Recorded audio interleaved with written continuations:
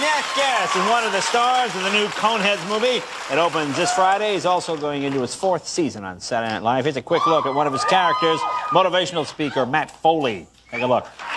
Well, as I see it, there is only one solution. And that is for me to get my gear, move it on in here, because I'm going to bunk with you, buddy. We're going to be buddies. We're going to be pals. We're going to wrestle around. Old Matt's going to be your shadow. Here's you, here's Matt. There's you, there. Please welcome Chris Farley.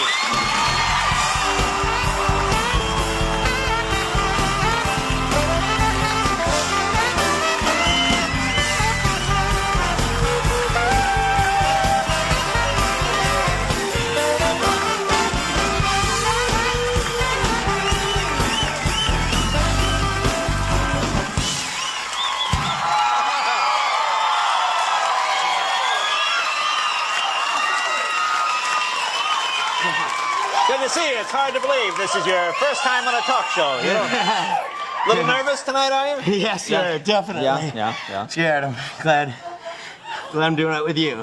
Yeah, well, good to have you here. Thanks, Jay. Oh, it's good to see you. It's good to see you. I always enjoy your work. Yeah. Now, let me ask you about that character we just saw, the Matt Foley guy, the motivational speaker. Yeah. Now, did they write that? Did you come up with that character? Is it one of your own? Actually, I did it at Second City. Bob Odenkirk wrote that for me. It's but it's a little bit of my dad. You know, it's a lot of bit of my dad. He used to start out slow and then build to a rage. You know, like, I thought I told you boys to shovel the rock. Get out there! Yeah, all right.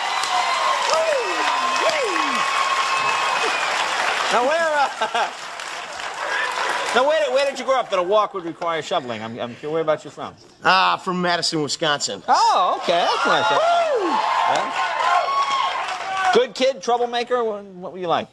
I guess I was. I got in a lot of trouble at school. I remember that one time the nuns were all around me and my mom, and they're in the middle, and they said, Mrs. Farley, the students at school are laughing at Christopher, not with him. So there. Yeah, thanks, you guys.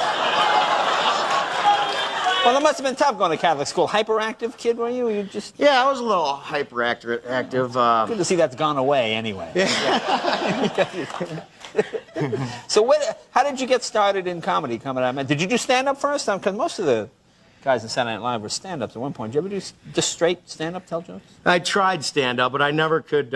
It's too dumb to come up with my own material, so I just thought I'd try to play off the audience, but that didn't work too much. It's usually just a staring contest. I try to, get them going or something like that and go, what'd you say? Nothing. We're just waiting for your act, Tubby. And yeah, that can be rough. So I like working with an ensemble, you know, and working off other people's things. You do a great job. Now, when you first came to New York from Madison, was that tricky to get used to? I mean, it's yeah, big New difference. York, that was a scary coming from the Midwest. Yeah. At first I thought, what's going on out there? First I thought I'd come on there all cocky, like, I'm gonna bring this town to its knees. And then by about a month I was like, go home. No, I liked it a lot. It's excellent. Oh, you fit right in there now? Yeah, pretty much. It's, me and Lauren. I love Lauren. Yeah. We hang out together. We go rollerblading in Central Park together. Really? So. You got a big rollerblader? I'm just kidding. No, but I love Lauren. He's the greatest. Well, how about L.A. when you come here? Is this an odd place for you to be? Is it? Yeah, I love it out here too. It's excellent. It's pretty much like it everywhere, don't you? Yeah.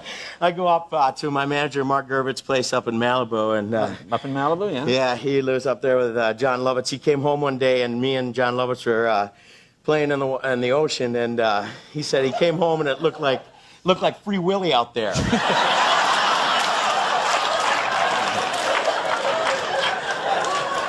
Now you're doing what? Wayne's World 2?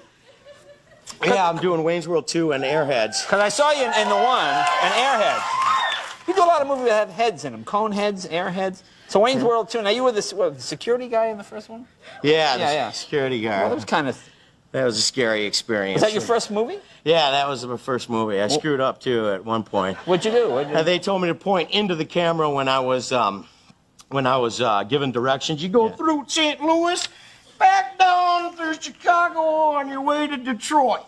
And I pointed off the wrong way, and I had to like scoot it back into the camera frame. But they kept it. It was genius. I don't know what. Oh, yeah.